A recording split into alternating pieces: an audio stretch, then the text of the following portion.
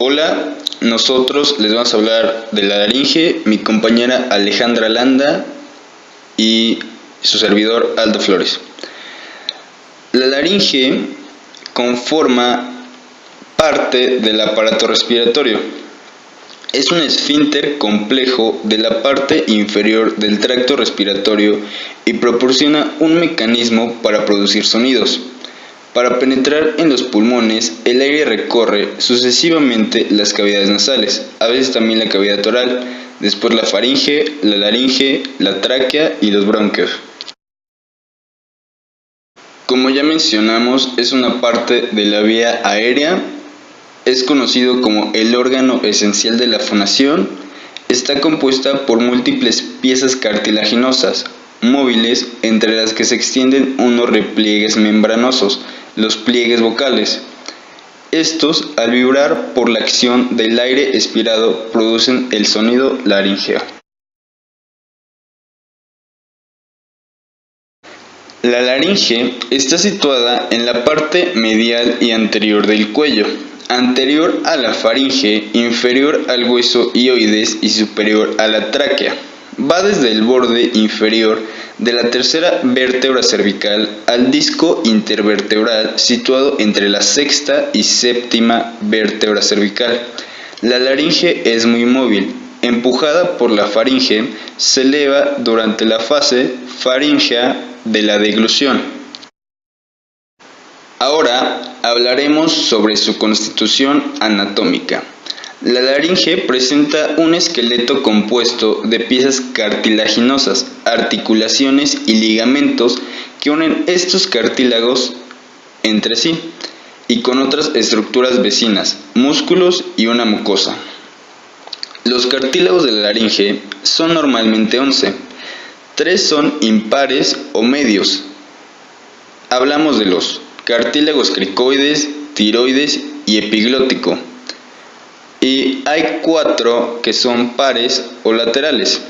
Nos referimos a los cartílagos aritenoides, corniculados, cuneiformes y sesamoideos anteriores.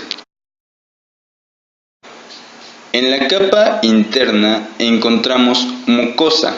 La mucosa recubre toda la superficie interna de la laringe y se continúa con la de la faringe superiormente y con la de la tráquea inferiormente.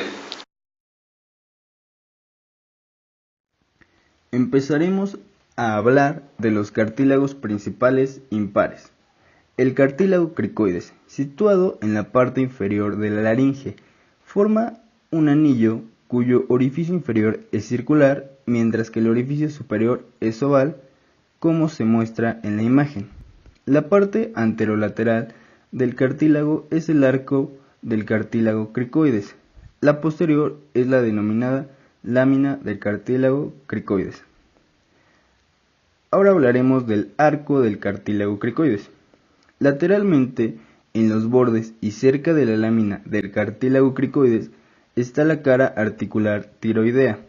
Aquí, el cartílago cricoides se une al cartílago tiroides. Esto se muestra en la imagen. Y, por último, el borde superior se eleva y se engruesa de anterior a posterior. Y sirve de inserción anterior al ligamento cricotiroideo medio.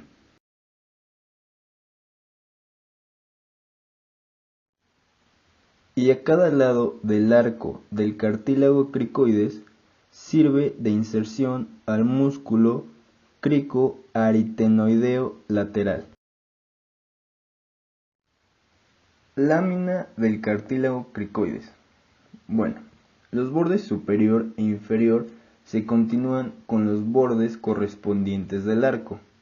Sobre el borde superior, a cada lado, en la unión entre la lámina del cartílago cricoides y el arco del cartílago cricoides, existe una superficie convexa, Weil, Charpy y Clermont, que corresponden al cartílago aritenoides y que se encuentra marcado en la imagen. Ahora les hablaremos del cartílago tiroides. El cartílago tiroides está situado superior al arco del cartílago cricoides. está formado por dos láminas laterales, cuadriláteras, unidas en su borde anterior. La altura de este cartílago es de 30 milímetros. En el cartílago tiroideo se distinguen dos caras y cuatro bordes. Las caras son anterior y posterior y los bordes son superior, inferior y los dos laterales. La cara anterior presenta sobre la línea media la denominada prominencia laringea, que es conocida como nuez de Adán, que se sitúa en la unión de las dos láminas tiroideas. La línea oblicua presenta dos tubérculos, uno superior y otro inferior.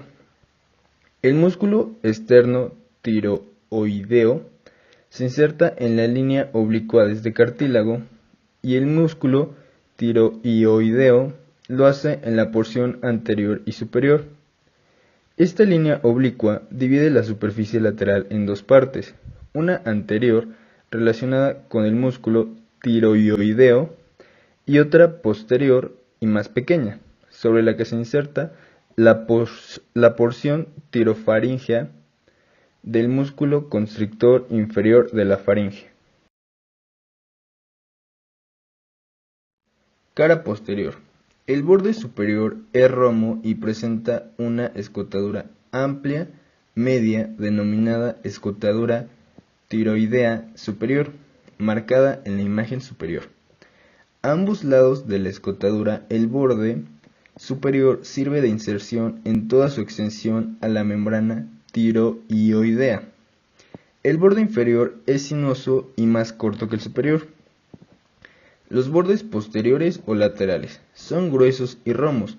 Cada uno de ellos se prolonga superiormente por medio de una apófisis denominada asta superior e inferiormente por el asta inferior. El asta superior mide 15 milímetros. En su vértice se inserta el ligamento tiroideo lateral. El asta inferior mide la mitad del asta superior. Esta se incurva medialmente. Su extremo inferior presenta una pequeña superficie articular en su cara medial que se corresponde con la cara articular tiroidea del cartílago cricoides, también marcada en la imagen inferior. Cartílago epiglótico. El cartílago epiglótico está situado en la parte anterosuperior de la laringe. Forma el armazón esquelético de la epiglotis. Es una lámina de cartílago elástico, delgada y flexible de forma ovalada. Su cara posterior está directamente recubierta por la mucosa laríngea. La cara anterior se corresponde de inferior a superior con la cara posterior del cartílago tiroides, la membrana tiroidea, el hueso hioides y la base de la lengua. Solo su parte superior, que sobrepasa la lengua, está tapizada por la mucosa y es libre. Estas estructuras están marcadas en la imagen. El extremo inferior es estrecho y está unido al ángulo interno del cartílago tiroides por el ligamento tiroepiglótico. Ahora hablaremos de los cartílagos pares, empezando por los cartílagos aritenoides. Estos son dos pequeñas piezas cartilaginosas con forma de pirámide triangular de base inferior, situadas superiormente a las porciones laterales de la lámina cricoidea. Cada uno de ellos presenta tres caras, medial, posterior y anterolateral. Estas superficies se encuentran marcadas en la imagen. La cara medial es plana y lisa, estrecha superiormente y ancha inferiormente. Está tapizada por la mucosa. La cara posterior es cóncava y lisa y da inserción a los músculos aritenoideos. La cara anterolateral presenta una depresión en la superficie inferior, esta llamada la fosita oblonga, que está en relación con el extremo posterior del pliegue vestibular. El pliegue vestibular contiene en su espesor el ligamento vestibular y algunos fascículos musculares. Por último, el músculo tiroaritenoideo se inserta en la parte inferior de la fosita oblonga. Bueno, la base del cartílago es triangular, por lo tanto tiene tres ángulos: el ángulo anterior, el ángulo posterolateral y el ángulo posteromedial. En el ángulo anterior se encuentra la apófisis vocal. La apófisis vocal da inserción al ligamento vocal elástico del pliegue vocal. En el ángulo posterolateral se encuentra la apófisis muscular.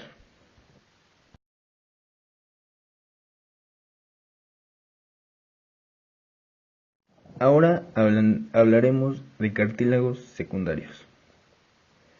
Cartílagos corniculados son dos pequeños nódulos cartilaginosos alargados, cónicos o cilíndricos que prolongan superior y medialmente los cartílagos aritenoides. Terminan en un vértice libre, incurvado medial y posteriormente. Cartílagos cuneiformes. Estos son alargados y cilíndricos, están situados anterior y lateralmente a los cartílagos aritenoides y a los corniculados, dentro de los pliegues mucosos aritenoepiglóticos que también se encuentran marcados en la imagen. Por último, hablaremos de los cartílagos. Los cartílagos sesamoideos anteriores se denominan así a tres pequeños nódulos cartilaginosos situados en el extremo anterior de los ligamentos vocales, como lo podemos ver en la imagen, y además de los cartílagos sesamoideos posteriores.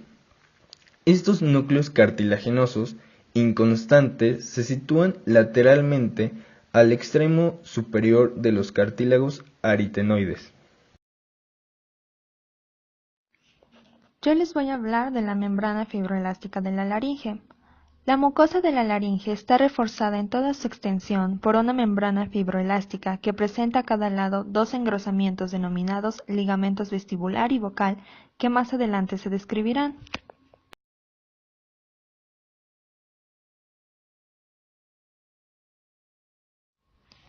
A continuación hablaremos de la membrana tiroideea y los ligamentos tiroideos laterales.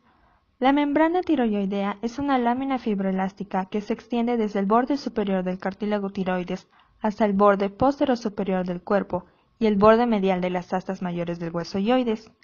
Mide unos 3 centímetros de altura en promedio y presenta tres engrosamientos reconocibles: un ligamento medio denominado tiroideo medio que ocupa toda la anchura del cuerpo del hueso ioides. Los otros dos, denominados ligamentos tiroideos laterales, forman los bordes laterales de la membrana. Membrana cricotiroidea. Ocupa las partes anterior y laterales del espacio cricoideo. Es una lámina elástica resistente cuya parte anterior y media se halla reforzada por el ligamento cricotiroideo medio. En sus partes laterales la membrana es delgada pero extensible. Por sus bordes se continúa la porción infraglótica de la membrana elástica de la laringe.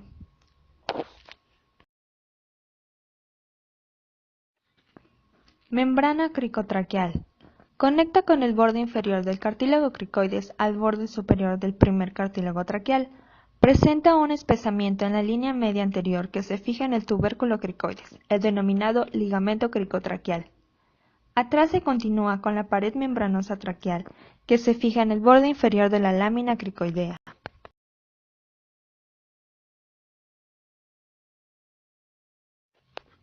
Luego tenemos al ligamento cricofaríngeo o ligamento yugal.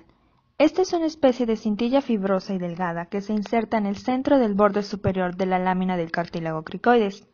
Asciende verticalmente y se divide poco después en dos haces divergentes que terminan en el vértice de los cartílagos corniculados, como se puede observar en la imagen.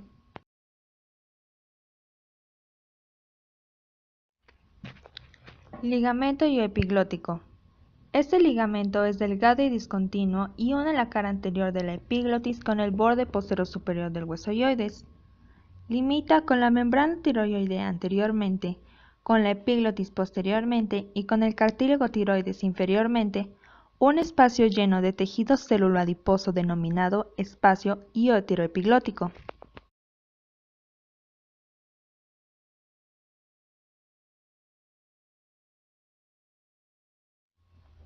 Tenemos ahora la vallécula epiglótica. Esta es una depresión mucosa situada en el ángulo entre la epiglotis y la base de la lengua. En ocasiones son difíciles de observar y pueden ser el asiento de quistes, cuerpos extraños y tumores malignos.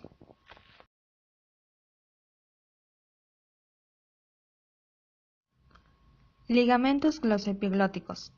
Es el nombre que reciben una serie de tractos fibroelásticos, unos medios y otros laterales, que se extienden entre la epiglotis y la dermis de la mucosa lingual.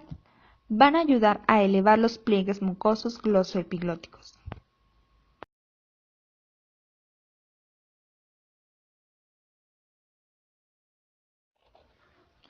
Membrana cuadrangular. Va a constituir el esqueleto fibroelástico del vestíbulo laringio.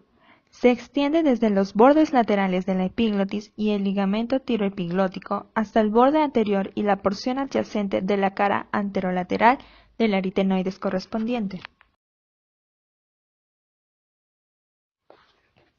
Ligamento aritenoepiglótico. Estos van a representar los refuerzos superiores de la membrana cuadrangular formando el repliegue aritenoepiglótico. Se insertan en el borde libre de la epiglotis y con una dirección ascendente posterior alcanzan la arista lateral del cartílago aritenoides. Junto al borde libre de la epiglotis por delante y la escotadura interaritenoidea por detrás, constituye el laditus laringio. Su elasticidad permite mantener abierto el laditus durante la respiración y recuperar esta posición después de la deglución.